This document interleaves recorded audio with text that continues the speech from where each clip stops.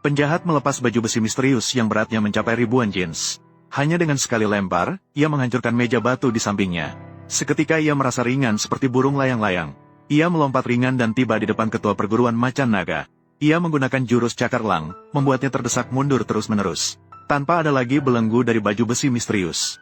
Penjahat itu seperti kuda liar lepas kendali. Serangannya semakin brutal. Sekali tendangan, ia mengirim ketua perguruan terbang keluar. Kemudian ketua perguruan mengangkat golok dan mulai mengayunkan dengan liar. Meskipun serangannya kuat dan berat, namun penjahat itu sama sekali tidak panik. Hanya dengan telapak tangan kosong, ia dengan mudah menahan serangan tersebut. Bahkan, dengan satu pukulan ia mematahkan golok di tangannya. Memanfaatkan momen ketika ketua perguruan tertegun. Jari penjahat itu tajam seperti pisau, menggores perut ketua perguruan dengan keras. Rasa suket yang hebat membuatnya berteriak kesuketan. Kemudian ia menguncinya di tulang belikat dengan keras. Lalu, ia melukai kedua lengan dalam satu gerakan. Akhirnya, ia mematahkan tangan ketua perguruan. Ketua perguruan sepenuhnya kehilangan daya juangnya. Ia terlempar keluar oleh satu pukulan dari penjahat. Melihat penjahat bersiap untuk menggunakan jurus pamungkas, putri ketua perguruan berdiri di depannya. Pada saat berbahaya ini, seorang pria dengan sekali tamparan menghempaskan penjahat itu. Mengapa orang di depan ini begitu hebat? Ternyata dia adalah penyihir malam terbaik di penjara selatan. Dia pernah menendang seorang pria dewasa sejauh ratusan meter. Dinding beton yang keras itu retak seperti tahu. Dia sekali pukul membuat orang Jepang itu terbenam ke tanah. Tak ada yang menyangka pria yang terlihat rendah hati ini ternyata adalah orang terkuat dalam bela diri di penjara selatan. Namun pada hari itu, orang Jepang mengadakan pertandingan. Hanya untuk merebut kitab seni bela diri Tiongkok. Namun, para master terkenal bukanlah tandingan iblis itu.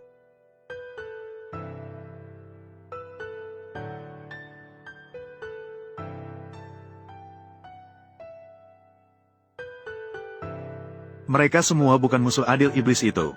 Iblis itu bahkan mengejek bahwa bela diri ini hanya jurus kosong tanpa isi. Benar-benar tidak mampu menahan serangan. Mengatakan bahwa mereka adalah orang suket Asia Timur, tidak ada yang mampu bertarung. Saat itu, master yang terbaring di tanah berkata dengan tegas, "Itu adalah karena dirinya yang kurang belajar. Dikalahkan olehmu tidak berarti kamu bisa menghina seni bela diri Tiongkok." Hua Ying, saat daun jatuh, melompat ke atas panggung. Dengan sekali tendangan, dia menghempaskan iblis yang angkuh itu. Kekuatan besar itu menghancurkan lantai.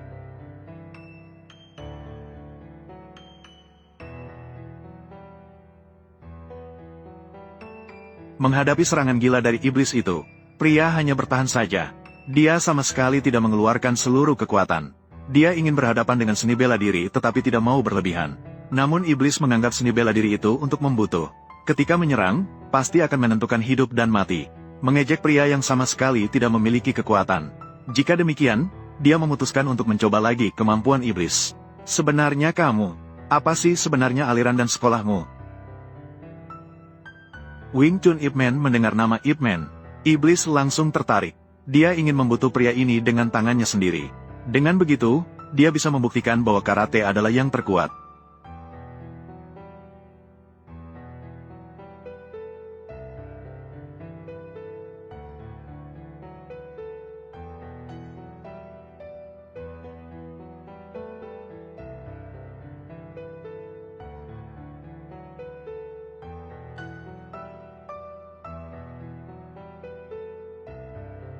Kupu-kupu Cina dengan mudah mengalahkan ahli bela diri Jepang. Tentara Jepang yang kalah terluka parah. Setelah diangkat kembali ke Black Dragon Society, Ketua Kawada akan menganggap dia telah mempermalukan militer kekaisaran. Mengeluarkan pedang samurai dan langsung membunuhnya di tempat. Kemudian dia mengumumkan kepada dunia luar bahwa Ip Man lah yang memukul anggota Black Dragon Society hingga mati. Mulai melakukan pengejaran terhadapnya. Sementara itu, Ip Man mengetahui bahwa orang Jepang mencarinya di mana-mana.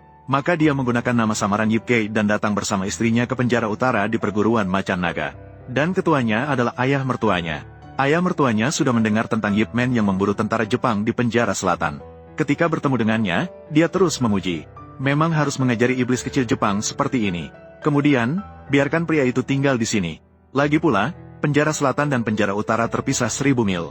Selanjutnya, ia mengumumkan kepada dunia bahwa Yip Man telah membunuh orang-orang dari Black Dragon Society. Dan agar tidak dikenali oleh Jepang.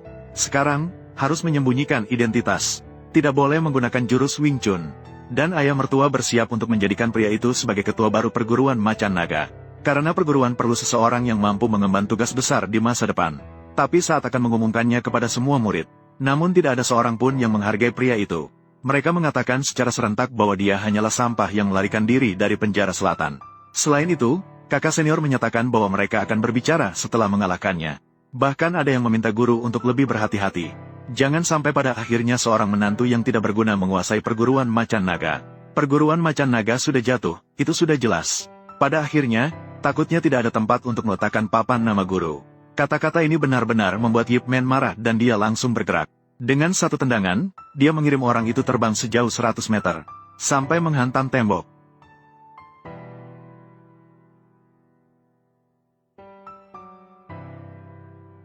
Pada saat itu, pria itu mengumumkan kepada semua orang untuk meragukannya. Jika aku mendengar lagi ketidakpatuhan terhadap guru dari mulut kalian, tidak akan ada belas kasihan lagi. Namun kakak senior melihat bahwa dia memiliki sedikit kemampuan. Jadi dia menantangnya. Hanya dengan kemenangan, dia bisa menjadi ketua perguruan macan naga. Pria itu tahu bahwa untuk dapat bertahan di sini, pertarungan ini tidak dapat dihindari.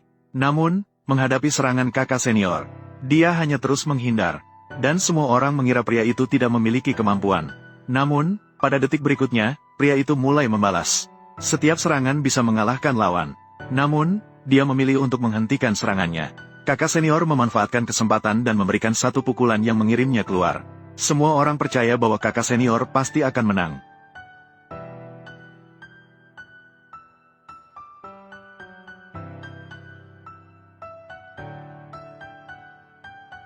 Namun, pria itu dengan mudah memenangkan pertarungan ini. Dia juga menyatakan bahwa kedatangannya ke wilayah utara bukan untuk bersikap jahat. Dia juga tidak ingin merebut posisi ketua perguruan ini. Jika kakak senior ingin menjadi ketua perguruan, silakan saja.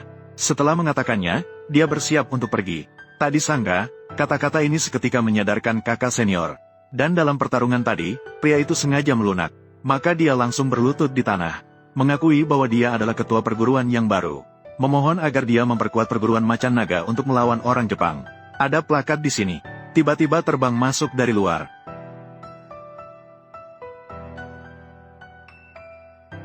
Ketua perguruan elang datang membawa orang untuk menantang. Bahkan mengoncomakan menyerahkan rahasia perguruan macan naga kepada orang Jepang. Melihat para ahli terkenal dari wilayah utara, ternyata menjadi anjing peliharaan orang Jepang. Langsung menuduh bahwa itu adalah aib bagi dunia persilatan. Namun, kekuatannya sangat menakutkan. Dengan mudah menginjak dan menghancurkan batu di tanah. Dan menyatakan bahwa siapapun yang bisa mengalahkannya, tidak perlu menyerahkan rahasia perguruan.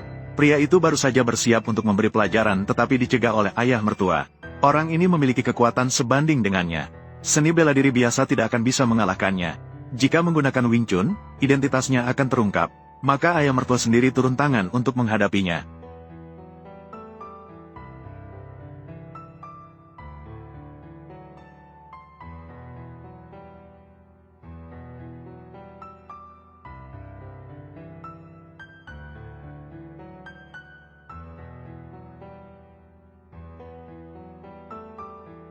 Melihat bahwa orang tua ini memiliki sedikit kekuatan, dia langsung menggunakan tenaga dan membuat pakaiannya meledak. Selanjutnya dia melepas baju besi misterius yang beratnya mencapai ribuan kilogram. Dia dengan mudah menekan meja batu di sebelahnya. Sekarang dia akan menunjukkan kekuatan sebenarnya.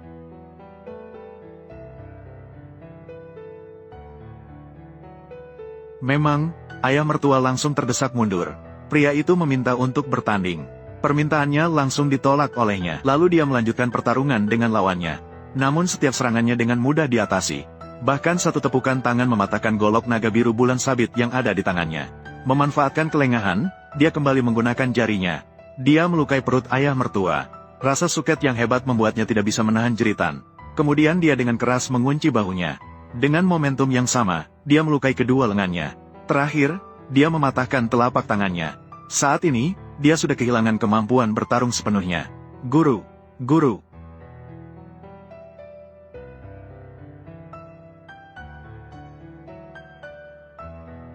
Sulit untuk diajak bekerja sama. Menghalangi jalanku. Juga pasti akan mengambil nyawaku. Jika begitu, maka aku akan mengerahkan semua kekuatanku untuk mengantarmu menemui Yama.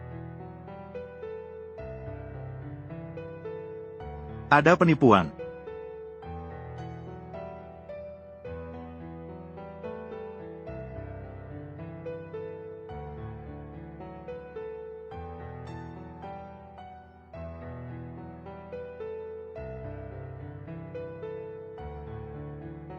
Lu Cheng, bawa ayah ke tempat tertinggi.